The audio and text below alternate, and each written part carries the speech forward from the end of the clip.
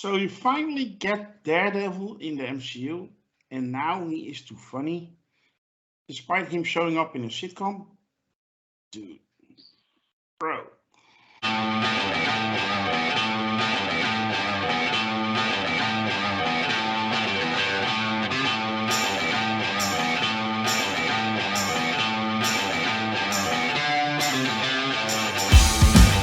Hello and welcome to the Review of Champions. It's time to talk about She-Hulk, Attorney at Law, Episode 8, Ribbit and Ribbit.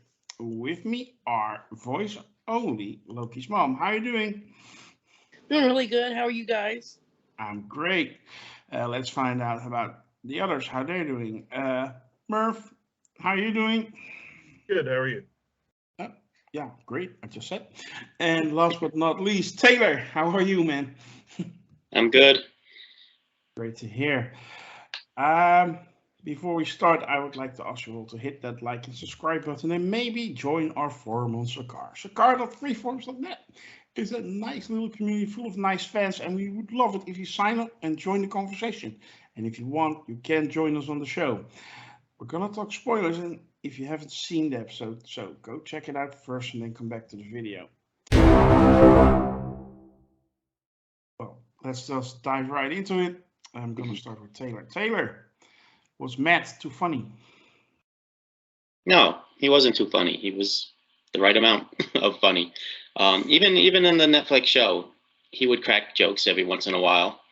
But no one is brooding 24/7, 365 their entire life. All right, different situations. People are in different moods and they're different. All right. Plus, this is a sitcom setting, so of course there's going to be a little bit more humor than when he's in a life and death struggle with someone more threatening than Leapfrog. So no, it was fine. It was still the same Matt Murdock from the comics, and we all know. And Charlie Cox was doing his usual great acting. So no, I don't think it was too funny. I thought it was about right. Yeah, I read a lot of things about Daredevil because, of course, people were complaining because they ruined their boy. He was too acrobatic. He was too funny. He was too much of a slut. Whatever. Did you enjoy the return of Daredevil? And what did you think of this week's episode? And let's not forget people to talk about Jen most and foremost. Oh, was she in this episode? Oh. No, actually she was, and she was good. I actually, this is probably my second favorite episode of the season. I mostly entirely enjoyed it. There was the courtroom scene I liked because there was some stuff there that actually sounded like actual legal arguments going back and forth, so it was interesting. So I liked that. Leapfrog, I mean, hey, we've all been waiting. Marvel fans around the world have been waiting forever to see the live action Leapfrog, and he didn't disappoint. Okay. No, it was good. He was an idiot. He was funny, and they didn't hold back with him. I mean, if they're as far as the comedy part of this episode goes, in this show, as I've said before, it's not sure if it wants to be a sitcom or what the heck it's doing. But in this episode, they really embraced comedy as far as Leapfrog goes, with the lily pad and the guys in there playing Frogger and him calling them the Leap Squad and referring to his goons as tadpoles. And then him just being an idiot all around and just screwing up everything and trying to stop the guys from stealing the TV and falling flat on his face. I mean, that guy was hilarious, and it worked fine. And it was good that, again, they melded the courtroom stuff, her life as a lawyer. She finally, willingly went in there and did some superhero stuff, put on her new superhero suit to go there and fight crime. And the Daredevil stuff was also well integrated into the episode. I thought their meeting and their personal interaction, like in the bar and stuff, I thought worked really well. I thought both actors had chemistry and they really played off the lines, played off of each other really well. The fight where she thought he was, attacking her client until she found out what was going on, that was a good scene. Daredevil has always been acrobatic. I don't know who's complaining about him being acrobatic. He's extremely acrobatic in the comics, and he was acrobatic in the Netflix show as well. So, people, I don't know. A lot of people have decided they don't like this show, so they're not going to like anything about this show. And that's just the way it always is, especially on the internet. So overall, for me, I liked it a lot. Now, the tag scene, the scene at the gala, we can talk a little bit more later, but it felt a little bit off to me. Something just, yeah. I don't know if they were going for humor or something else, but it didn't work completely. Now the twist of the plot development of it worked for me. Finally, something has broken and something major has happened, and we're set up for something exciting to happen in the season finale. Well, that felt. I have a question for that, but I will go with that to Lokismom. But I first go to Merv, and Merv, I'm asking you, are you cool with Jen and Matt hooking up? Absolutely. I thought Tatiana Maslany and Charlie Cox, right? I thought they had great chemistry in this episode. Yeah, it was believable, wasn't it? What's that? It was really believable. The scene where they're looking down into the layer of leapfrog, and then that had more sexual tension than anything in Eternals. Yeah, when he's talking about how fast her heart's racing, my heart was racing. You know what I'm saying? Yeah. Exactly. Yeah, I loved it. I think both those, Tatiana Maslany and Charlie Cox, are really charismatic actor and actresses, but so they were great on screen together. I don't think that's a surprise, though. Yeah. How about this week's episode? Did you enjoy it? Yeah. This was, like Taylor, it was one of my favorite episodes of this whole series so far. They did a great job of balancing like the three pillars of Jen's life, being the courtroom, her personal life, and She-Hulk being a superhero, in the way that it all kind of meshed together, worked too. It didn't feel like a separate story. It all kind of bounced back and forth between them, and the opposite lawyer in the courtroom is also the love interest and also the crime fighting partner at the time, and it was just, it all really worked well.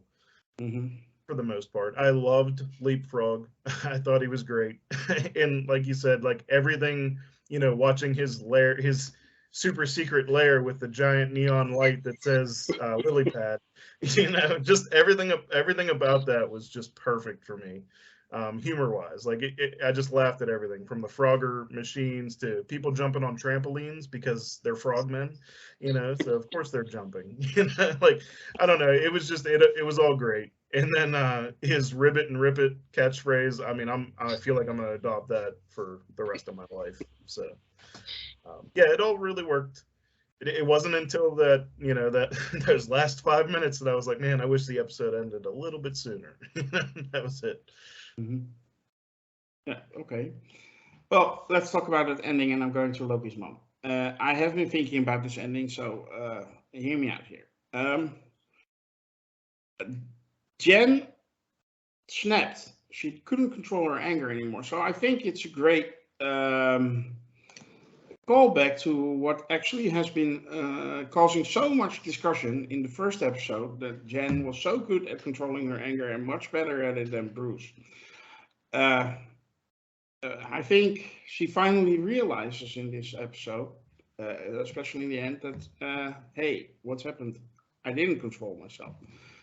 Because they got too much, and I think all those episodes people were complaining about in the lead to this one had elements of people attacking Jen on some kind of level, which finally build up to her hulking out.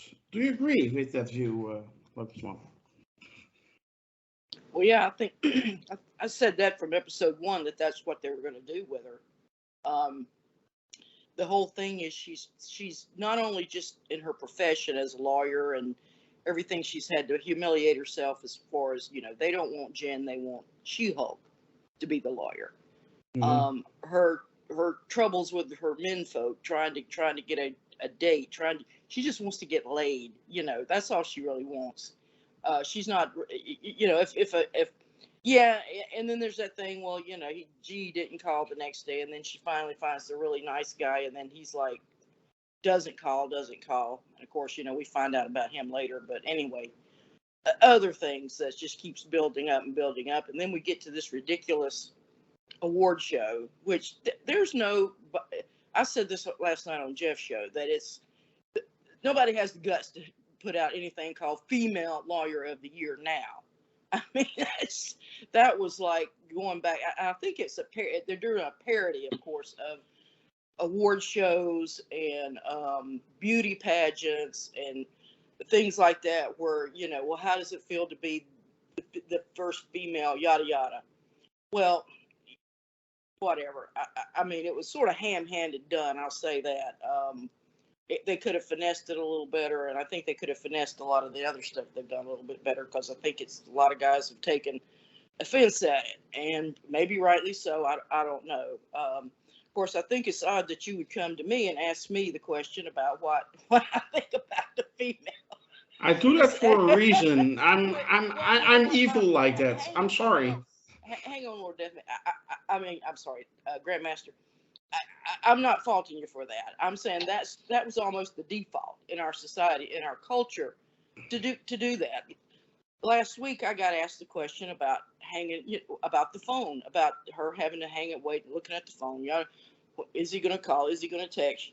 Yeah, that's sort of the stereotypical thing in sitcoms that the female goes through. But then, as I pointed out, we've all been hung up waiting on that phone to ring. Every one of us knows what that feels like. Yep. So, yeah, and I'm just sort of bringing out some of the things that we have a lot of cultural assumptions, gender assumptions that we've all grown up with. I mean, by honesty, that's how we were taught. And that's how we see the world. And when we see other things that are not to the way we see it or the way we think it should be, then we sometimes take, I think, we get too offensive about it or too offended about it, when really I think if we just let the show play out, and let's see what they're going to do with it. And I think I called it on episode 1, and I think it played out right here. And this is why they did it. They wanted to build up to the very last thing that would make her snap. Maybe the intelligentsia, they know that's what they're trying to do. That's what they're trying to get her to do. They're trying to, who knows, all of a sudden the damage control people show up at the very end. We don't really know what the dynamic here. We don't know what Abomination Emil's trying to do. I think he's got his own thing going out here in left field.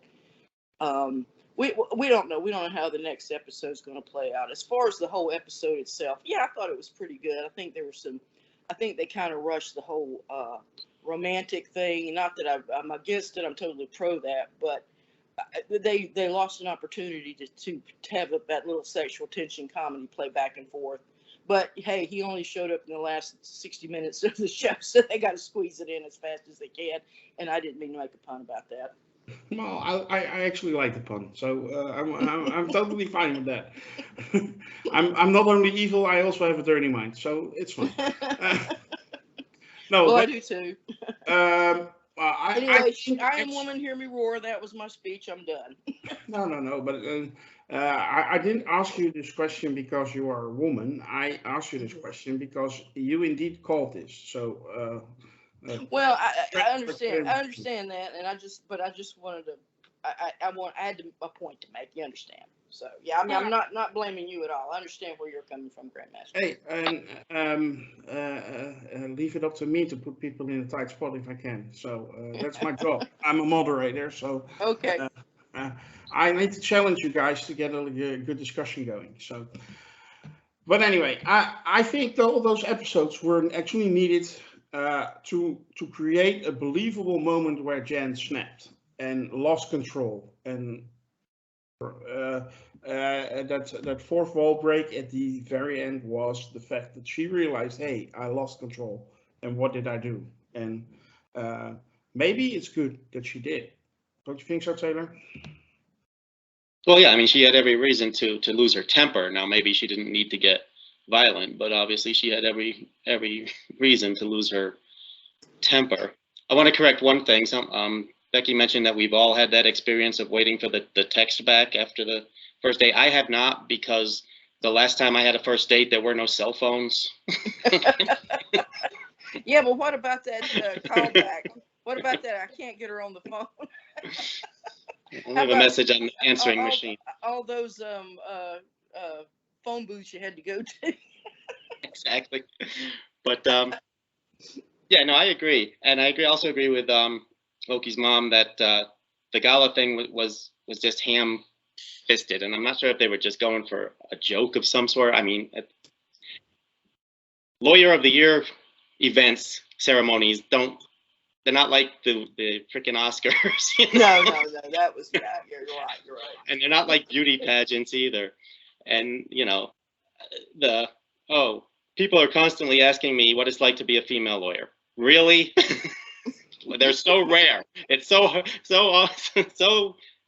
such a crazy event when you see a female lawyer. I mean, I watch movies from the 30s, 40s, and 50s all the time, and there's female lawyers in those, and no one ever says, "How'd you get to be a lawyer? You're a woman." It was just so I think it was a parody. Yeah, exactly. I guess it was a parody of some sort. And yeah, then it was. And then I do twice as much work. Look, I've been working since I was 17 years old. I've worked with women that entire time. They don't have to do twice as much work as I do to get the same promotion that I get, okay? We're all treated pretty equally most of the time. And when it's not equally done, it's wrong, and you can call people out on it.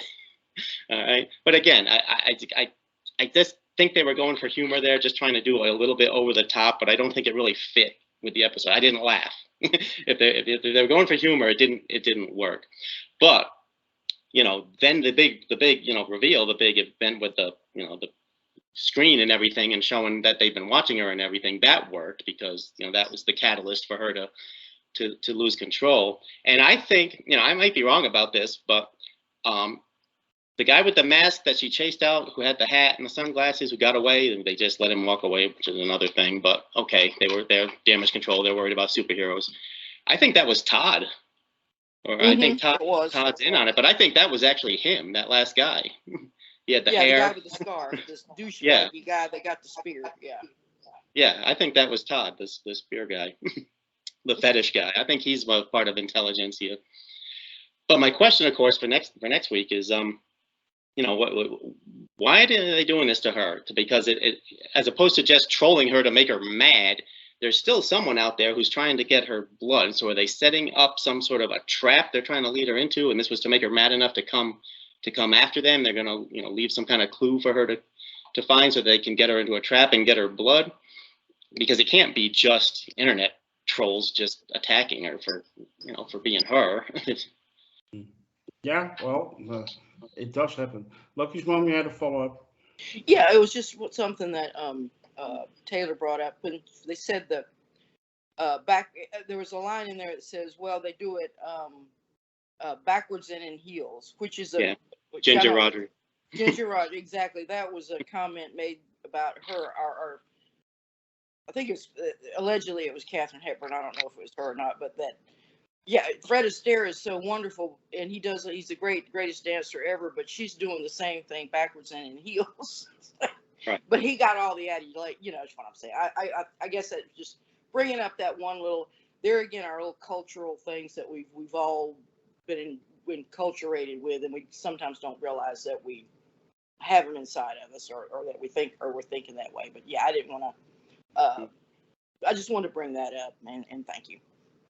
Yeah, that's fine. Merv, your thoughts on that ending? My biggest I'm sorry. Mark, go ahead.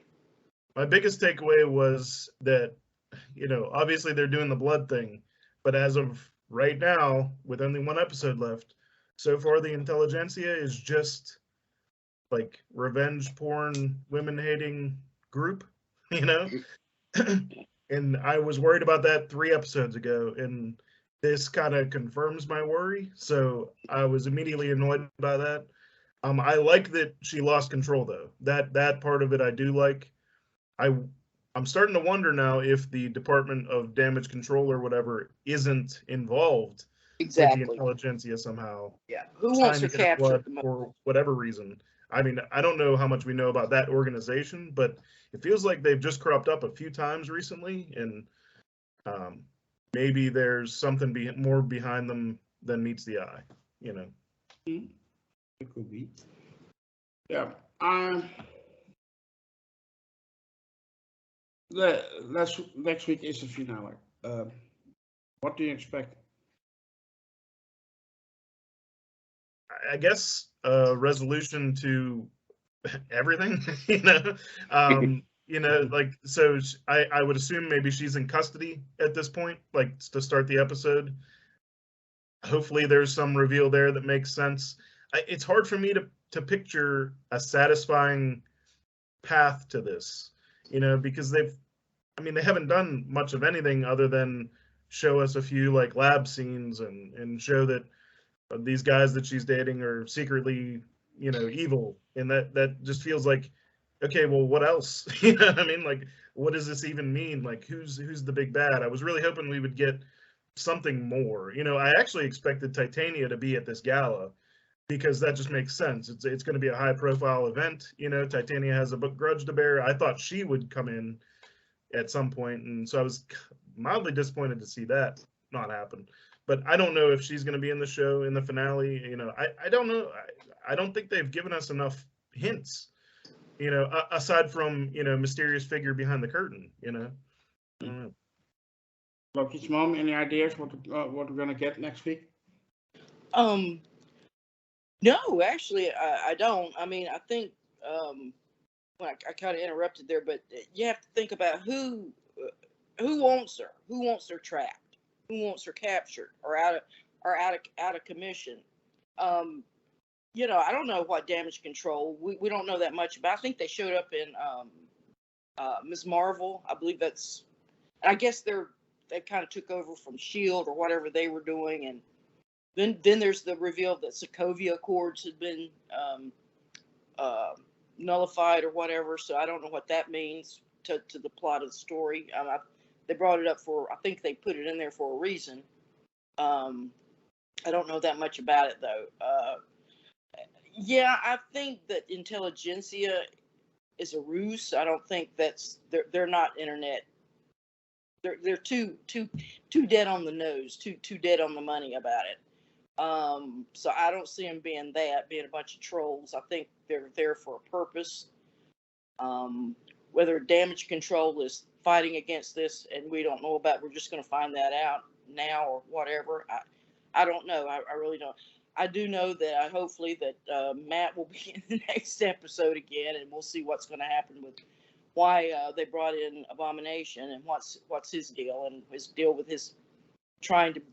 You know, I think there's a thing where they begin in the comics. I'm not real sure. Maybe you guys can help me. Where they actually start corralling all of the superheroes, and they're getting out of control, and people are. The regular people, the folks like us that have, you know, we're getting tired of it. We want to get back to normal. Let's get these people out of the way, and they start putting them in these little towns and whatnot, where they start conditioning them back into being a normal person again. I'm wondering if maybe that's a direction the whole phase could be going. I don't know, because I've always thought that would be a real interesting, if a side plot to the whole thing. But anyway, that was just some wild thoughts I thought I'd put out there. Mm-hmm. Well, Taylor, last but not least, the finale can't be She-Hulk beating up some regular guys. Yeah. It cannot be like that, right? There has to be something. Yeah. Well, we got to find out who this Hulk King is. Who's pulling the strings? And like I said, he you know, those intelligentsia guys, yeah, they're probably just internet trolls who hate She-Hulk for whatever reason, but someone is pulling their strings. Someone is using them for some ulterior motive. And again, you know, we saw the whole thing with Josh. Obviously, he's working with these intelligentsia guys because he put the camera in there in the bedroom, but he also texted about taking the blood. So he's, you know, they're linked. They're not two separate things going on here.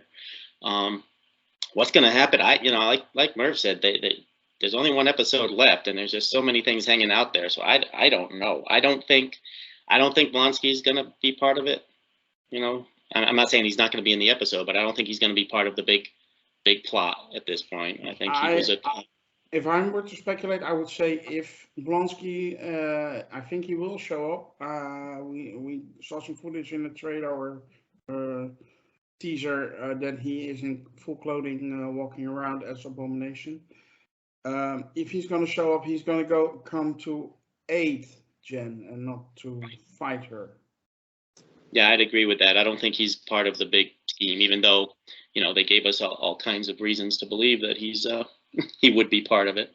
Well, but I she's don't going to think need he a is. lawyer. Yeah, exactly. I don't think Daredevil's going to come back. I think they pretty much said he's only in one episode, unfortunately. Yeah, I don't think he's finished with his walk of shame yet.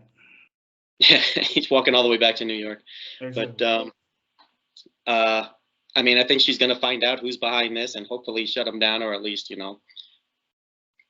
shut him down enough that he's not an immediate threat until the next season or whatever. I hope I hope she doesn't lose her job. That they indicated that she might, because her boss was all terrified when she tore the place down. But I hope she doesn't lose her job, because I would like to see another season where she's in that same firm, because I like the dynamic in there. But if she does lose her job, I hope she either gets another one with another firm right away, or starts her own firm and recruits Pug and the other lawyer of the year, the other female lawyer of the year, over to her own. Maybe she can join the firm in Hell's Kitchen. Maybe she'll go to Hell's Kitchen and be a lawyer with Matt Murdock. But that would draw an awful lot of attention to Matt Murdock, who tries to keep more of a low profile, right? Isn't he the secret identity guy? Yeah. Well, Madison can be the receptionist. Oh, yeah, I would love that. Anyway, one last thing. I think we should all advocate, until it happens, for a Jen Walters, aka She-Hulk, cameo or episode in one of those 18 episodes in Daredevil Reborn. Oh, yeah. That would be fair, right? Absolutely. I want to see her and Matt again. Agreed? Yes. Yep, I agree. Okay. Yep. Oh, great. Then I think we have unpacked everything there's to unpack. We're going to go for our rating.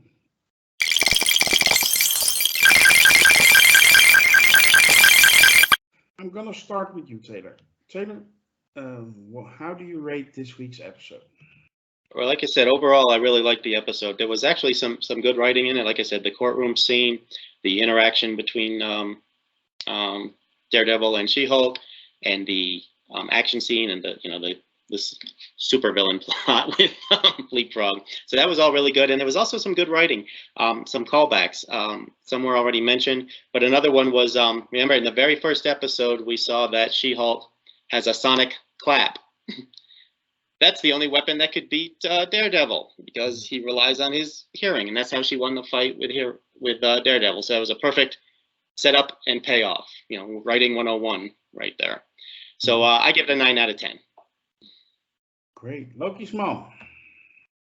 I would go with I want to say a 6.5, because I think there were some demerits. I think probably due to whatever constraints, they rushed the whole Jen and Daredevil matchup.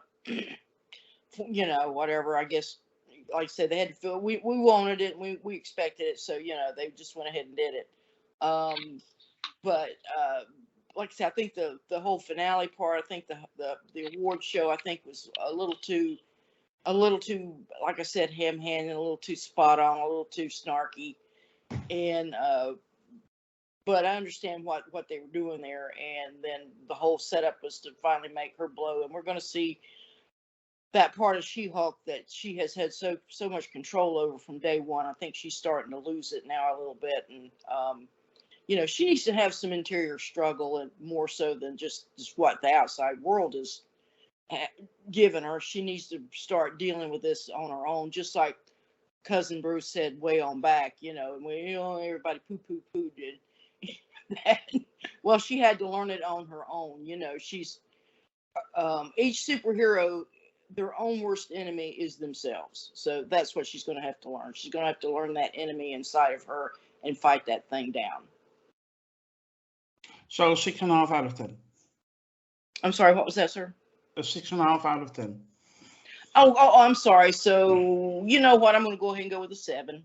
Okay, 7 out of 10. Round it up. Yeah, good. Merv. Yeah, just wanted to point out that half cocked Daredevil hallway fight sequence that they gave a nod to. I really appreciated that, even though it wasn't as gratuitous. And Wakanda Forever, 8 out of 10.